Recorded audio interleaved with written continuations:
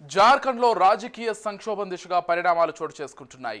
మాజీ ముఖ్యమంత్రి చంపై సోరా నేతృత్వంలో కొంతమంది జేఎంఎం ఎమ్మెల్యేలు బీజేపీలో చేరే అవకాశం ఉన్నట్లు తెలుస్తోంది.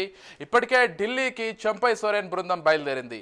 ప్రస్తుత ముఖ్యమంత్రి హేమంత్ సోరెన్ జైల్లో ఉన్న సమయంలో ముఖ్యమంత్రిగా బాధ్యతలు చేపట్టారు చంపై సోరెన్.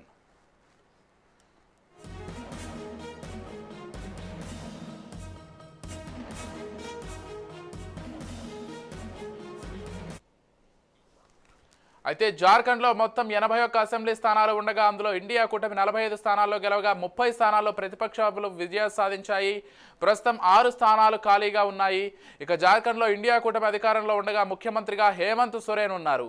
అయితే ఈ ఇండియా కూటమిలోని జార్ఖండ్ ముక్తి మోర్చా నుంచి 26 మంది ఎమ్మెల్యేలు, 17 మంది కాంగ్రెస్ పార్టీ నుంచి, ఆర్జేడీ, సిపిఐ, ఎంఎల్ నుంచి ఒక్క ఎమ్మెల్యే ఉన్నారు. అయితే మరో 3 నెలల్లో జార్ఖండ్లో అసెంబ్లీ ఎన్నికలు జరగనున్న నేపథ్యంలో రాజకీయ పరిణామాలు వేగంగా మారిపోతున్నాయి.